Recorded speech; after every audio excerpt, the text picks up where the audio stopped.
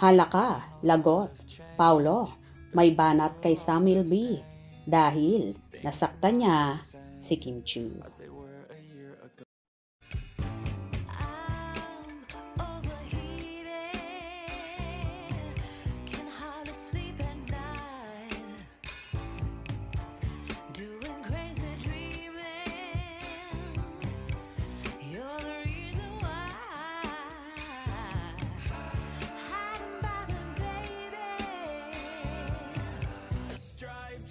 Iba rin umatake at bumanat ng kapamilya actor at isa sa bida ng The Alibay series kung saan nagkaroon ng media conference ngayong araw.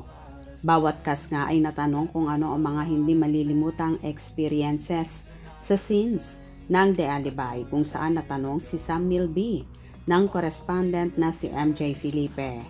Ayon pa nga kay Sam, nahiya siya at naawa kay Kim Chu dahil may isang eksena na pinapalabas niya ang dalaga ng pinto kung saan itinutulak niya pero na-stuck ito at kay Kimi tumama sa bandang likod ng dalaga. Nasaktan ang actress at binigyan pa raw ng kit ni Sam si Chinita Princess para maibsan ang sakit na nadarama at panay sorry sa actress.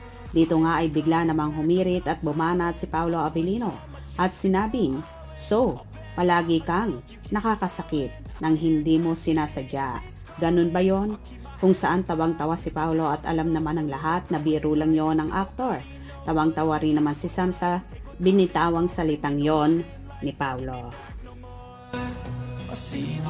Siyempre hindi ko naman sinadya. It was a scene na parang pinapalabas ko siya sa pinto. So na-stuck yung pinto. So tinutulak ko siya sa palabas ng pinto. Na-stuck yung pinto. Pero tinulak ko pa rin siya. Natamaan siya sa likod. Na may doon sa yes, ang lakas.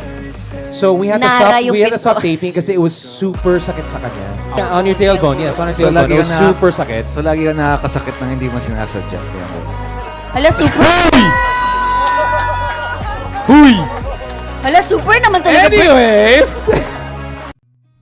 Isa pa raw sa hindi malilimutang eksena ni Sam Milby kay Kimi ay nung sampalin siya ng huli kung saan nagulat daw siya sa sobrang lakas ng sampal.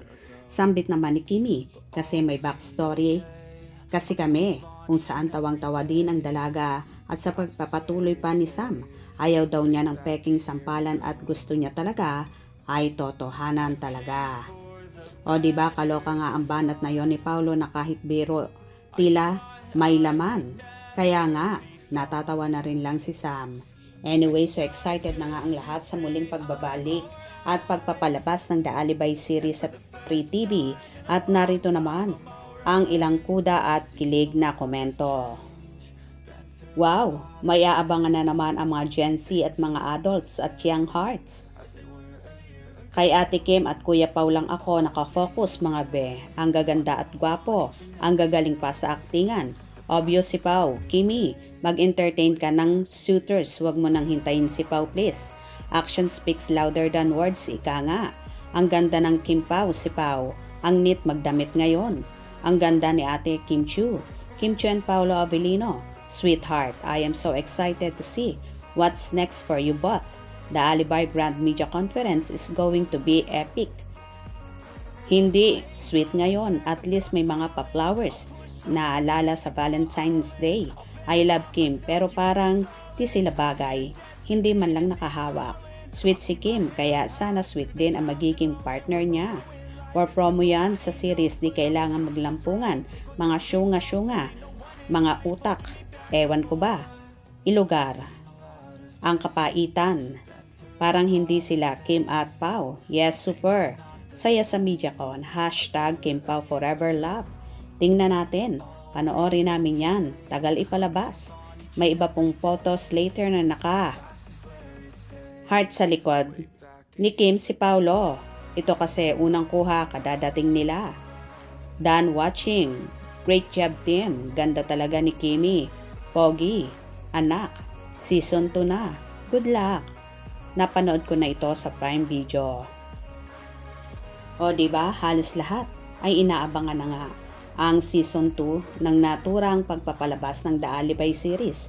Kaya tumutok kayo at huwag pahuhuli sa mga maiinit pang ganap at sa mga eksena na hindi pa naipalalabas. Hope you enjoyed. Please subscribe for more info.